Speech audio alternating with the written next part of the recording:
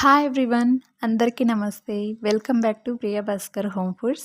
ఈరోజు మన వీడియోలో ఇంట్లో ఉన్న వాటితోనే చాలా ఈజీగా టేస్టీగా ఈ స్నాక్ని అయితే చేసుకోవచ్చు అనమాట. ఎక్కువ టైం కూడా పట్టదండి. 20 మినిట్స్లోనే ఈ స్నాక్ని అయితే రెడీ చేసేసుకోవచ్చు.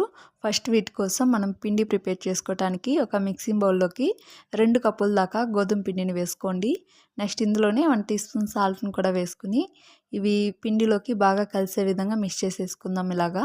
ఇలా మిక్స్ చేసుకున్న తర్వాత ఇందులోకి కొంచెం కొంచెంగా వాటర్ వేసుకుంటూ మనం నార్మల్గా చపాతీ పిండిని కొంచెం స్మూత్గా కలుపుకుంటాం కదా, అలా కాకుండా కొద్దిగా గట్టిగా ఉండేలాగా కలిపేసుకోవాలి. ఇలా గట్టిగా కలుపుకున్న తర్వాత వీటి మీద మూత పెట్టేసుకుని ఒక 10 నిమిషాలు పక్కన పెట్టేసుకుందాం. ఆలోపు ఆలూని బాగా ఉడికించేసుకోండి.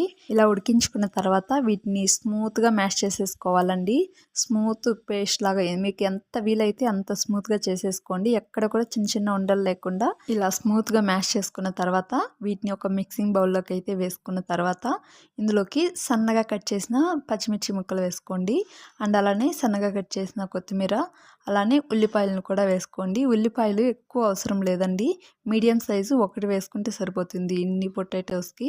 సో ఇందులోకి సాల్ట్ని కూడా కొద్దిగా వేసుకుని 1/2 టీ స్పూన్ పసుపు, అలానే 1 టీ స్పూన్ కారం, 1 టీ స్పూన్ గరం మసాలా వేసుకుని ఇప్పుడు ఇవన్నీ కూడా ఆలూకి బాగా పట్టే విధంగా మిక్స్ చేసేసుకోవాలి. మనం బంగాళదుంపలు ఉడికించుకునేటప్పుడు సాల్ట్ వేసుంటే కనుక ఇప్పుడు స్కిప్ చేసుకోండి సరిపోతే. ఇలా కలిపి వీటిని కాసేపు పక్కన పెట్టేసుకుని ఇందాక మనం కలిపి పెట్టుకున్న చపాతీ పిండిని ఒకసారి మూత తీసుకుని ఒక 2 నిమిషాల పాటు ఇలా బాగా కలిపేసుకోండి.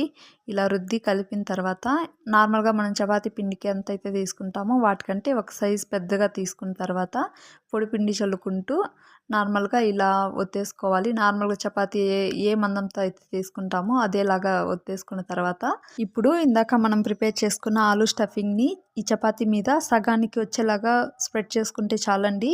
ఎక్కువ మందంగా కూడా అవసరం లేదు. ఇలా పలుచుగా పైన ఒక లేయర్ వచ్చేలాగా ఇలా ఒకసారి స్మూత్గా ఇలా అనుకుంటే సరిపోతుంది. హాఫ్ చపాతీకి మాత్రమే ఇలా స్ప్రెడ్ చేసుకున్న తర్వాత మిగిలిన హాఫ్ని ఇలా క్లోజ్ చేసేసేయండి. ఇలా చపాతీని క్లోజ్ చేసిన తర్వాత ఇప్పుడు వీటిని లైట్గా ఇలా ప్రెస్ చేస్తే చాలండి, ఎక్కువ ప్రెస్ చేయాల్సిన అవసరం లేదు. ఇలా ఒకసారి ప్రెస్ చేసిన తర్వాత వీటిని అన్నిటినీ కూడా ఒకే సైజులో ఉండేలాగా కట్ చేసేసుకోండి. మీరు కట్ చేసుకునే దాన్ని బట్టి ఉంటుందండి. ఇలా 1 ఇంచు మందంతో కట్ చేసుకున్నట్లయితే స్మూత్ అండ్ క్రిస్పీగా వస్తుందన్నమాట.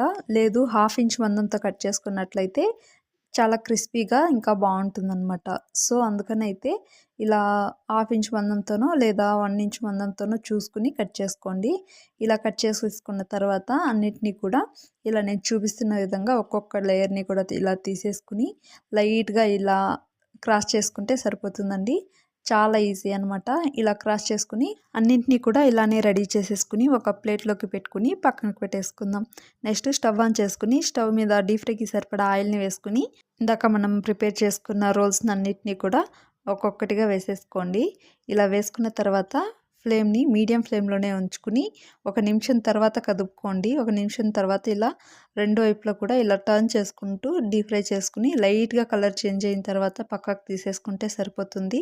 సో ఇదే విధంగా మనం ఎన్ని రోల్స్ని అయితే రెడీ చేసుకున్నామో అన్నిటినీ కూడా ఇలా ఒక్కొక్కటిగా వేసుకుని మీడియం ఫ్లేమ్లోనే ఉంచుకుంటూ ఇలా కలుపుకుంటూ ఉంటే సరిపోతుందండి. అన్ని వైపులా కూడా ఒకే కలర్లో వస్తుంది. ఇలా లైట్గా కలర్ చేంజ్ అయిన తర్వాత తీసేసుకుంటే సరిపోతుంది. అంతే అండి, ఈవినింగ్ టైం స్నాక్ అయితే రెడీ అయిపోయింది. పిల్లలు చిప్స్కి బదులుగా వీటిని చాలా ఇష్టంగా తినేస్తారు. అండ్ అలానే టేస్ట్ కూడా చాలా బాగుంటుంది. ఇంట్లో ఉన్న వాటితో ఈజీగా తొందరగా చేసేసేయచ్చు. ఈ వీడియో కనుక మీకు నచ్చినట్లయితే లైక్ చేసి, షేర్ చేసి, సబ్స్క్రైబ్ చేసుకుని పక్కన ఉన్న బెల్ ఐకాన్ని క్లిక్ చేసి అలానే ఆప్షన్ని యాక్టివేట్ చేసుకోండి. Thank you for watching.